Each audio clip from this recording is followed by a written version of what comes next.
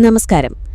കർണാടകയിലെ പുണ്യനഗരമായ ധർമ്മസ്ഥലയിൽ നിന്ന് പുറത്തുവരുന്നത് പതിറ്റാണ്ടുകളായി മൂടപ്പെട്ടുകിടന്ന ചില ഞെട്ടിക്കുന്ന രഹസ്യങ്ങളാണ്.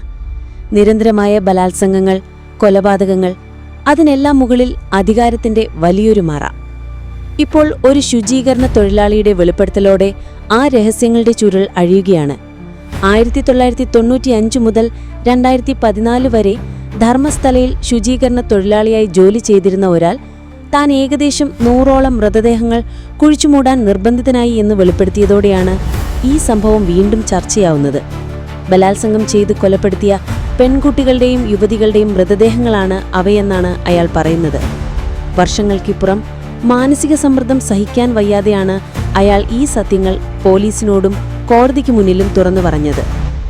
ഈ വെളിപ്പെടുത്തലിന് പിന്നിൽ വർഷങ്ങളായി നീതിക്കായി പോരാടുന്ന ഒരു കൂട്ടായ്മയുണ്ട്. ജസ്റ്റിസ് ഫോർ സൗജന്യ ആക്ഷൻ കമ്മിറ്റി.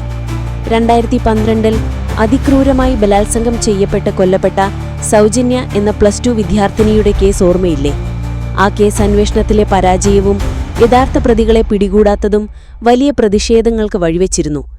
സൗജന്യയുടെ കുടുംബത്തിന്റെ പോരാട്ടത്തിനൊപ്പം ഈ ആക്ഷൻ കമ്മിറ്റിയും സജീവമായതോടെയാണ് പുതിയ വെളിപ്പെടുത്തലുകൾ ഉണ്ടാവുന്നത്. പുതിയ വെളിപ്പെടുത്തലിന്റെ അടിസ്ഥാനത്തിൽ ശുചീകരണ തൊഴിലാളി പറഞ്ഞ സ്ഥലങ്ങളിൽ, അതായത് വനത്തിനുള്ളിൽ മൃതദേഹങ്ങൾ കുഴിച്ചിട്ടെന്ന് പറയുന്ന ഇടങ്ങളിൽ ഉത്ഖനനം നടത്താൻ പോലീസ് തയ്യാറെടുക്കുകയാണ്. അതിൽ നിന്ന് കിട്ടുന്ന തെളിവുകൾ ഒരുപക്ഷെ ധർമ്മസ്ഥലയിലെ ദുരൂഹ മരണങ്ങളുടെ പരമ്പരയ്ക്ക് ഉത്തരം നൽകിയേക്കും. പോലീസ് കണക്കുകൾ പ്രകാരം തന്നെ കഴിഞ്ഞ 10 വർഷത്തിനിടെ 485 അസ്വാഭാവിക മരണങ്ങൾ ഇവിടെ റിപ്പോർട്ട് ചെയ്തിട്ടുണ്ട്. ഇതിൽ പലതും ആത്മഹത്യകളോ കാണാതായതോ ആയി എഴുതിത്തള്ളുകയായിരുന്നു.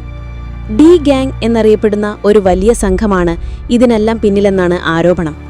ഇപ്പോഴും ഈ സംഘത്തിന്റെ കണ്ണുകൾ അവിടെ സജീവമാണെന്നും ഭീഷണി നിലനിൽക്കുന്നുണ്ടെന്നും ആക്ഷൻ കമ്മിറ്റി പറയുന്നു.